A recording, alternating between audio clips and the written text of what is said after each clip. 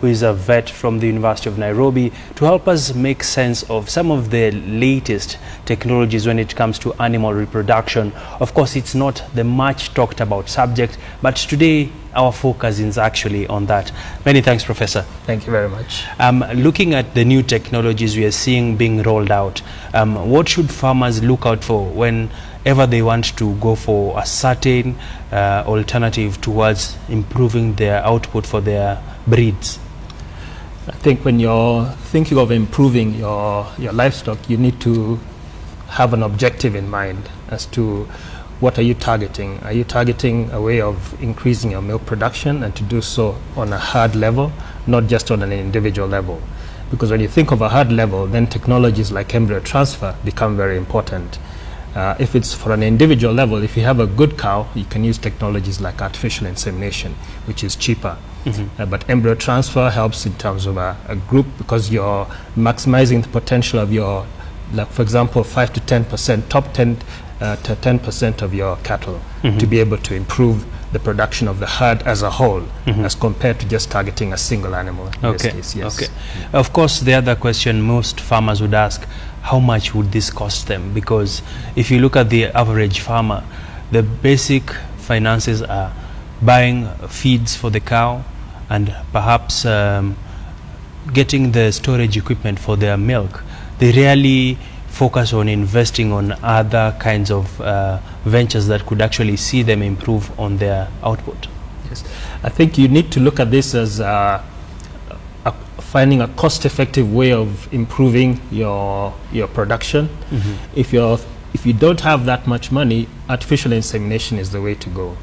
But just remember, as was shown in that clip, that it targets basically the male aspect, as in you're getting semen from a bull and using it to fertilize the eggs in a cow.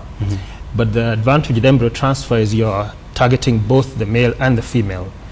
And because there are other products involved, i.e. hormones, or in this case, there's a laboratory, there's equipment, there's the ultrasound, there's the machine that you are shown, all those have a cost implication. So what happens, depending upon which, and there are two different methods you can use, even as far as embryo transfer is concerned. You have what you call the in vitro embryo production, which is what is shown. Yes. And then you also have multiple ovulation embryo transfer. In one case, you're growing the eggs within a lab, and then inseminating them with semen, and then now transferring them to the surrogates. Yes. In the other, you're preparing a cow, a live cow, giving it hormone injections so they can produce more eggs, and then inseminating the cow itself, and then harvesting the embryos. So when it comes to costs, the costs vary depending upon which method you're choosing. Okay. On average, how much would it cost someone? What we do as an association, I belong to the Embryo Transfer Association, East African Semen and Embryo Transfer Association. Yes. We target, for example, 3 donor cows, which is where you're going to harvest the embryos from, and transferring to 15 recipient cows. And to be able to do that, the estimated cost is about 300,000. So it looks apparently expensive.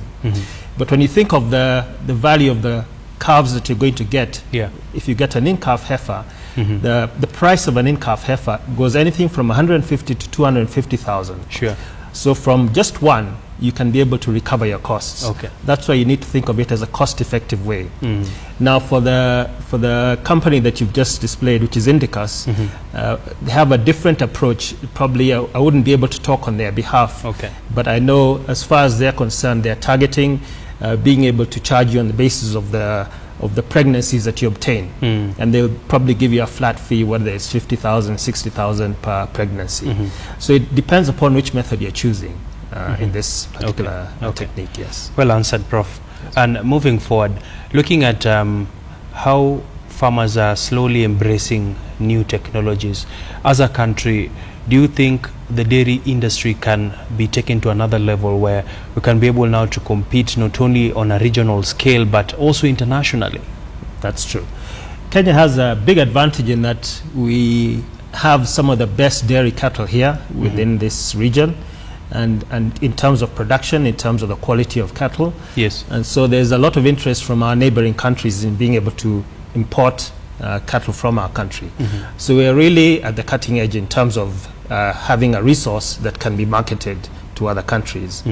And then we also have other people who are very interested in our own livestock from other areas. Yeah. For example, we've imported Boran cattle from Kenya to South Africa, where they have been extremely valuable because of the fact that, because we're not thinking of embryo transfer just as far as dairy production, Yeah. even as far as meat production. Yeah. So the Boran cow is a particularly suitable cow for the purpose of meat.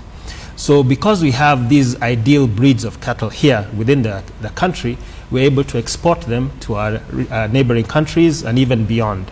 And the value of embryo transfer is you don't have to export a live cow, as in a mature animal. You can be able to freeze the embryos and transfer and export them as embryos as such. That way you reduce your costs, you reduce the risk of disease transmission across these areas, which is now very key, in that the countries that are importing don't want to import your livestock with the diseases. And one good way of avoiding that is exporting embryos themselves, which makes it an extremely useful technique in this way too. Yes. And Prof, maybe as we head to wrap up our interview, if you look at some of the key breakthroughs we've seen, other than artificial insemination, now we have embryo transfer, what else is actually in the pipeline, and what will be the impact of this for farmers first and then for the country? Okay.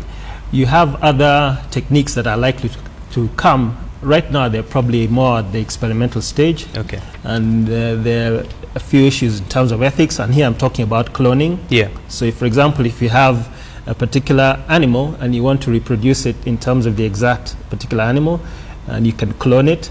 But like I said, it's more at an experimental stage. Yeah. And probably at a later stage, depending upon whether you're able to deal with the ethics, it can be able to take fruit. But for now, when you're dealing with artificial insemination and you're dealing with embryo transfer, there's no genetic manipulation in that way. Yeah. So it's a technique that is safe, and it's a technique that can be used, and is a technique that is available right now within the country. Okay. Yes. Many thanks, Prof, for that interesting insight on what it takes to turn around the dairy sector. He's been sharing with us the latest technologies, one of them being the embryo transfer technology. And that brings us to the end of our program this afternoon. My name is Abi Agina. At about 3:30 p.m. we'll be bringing you the latest on how the money markets as well as the stock markets have been performing. Many thanks for keeping it KTN News.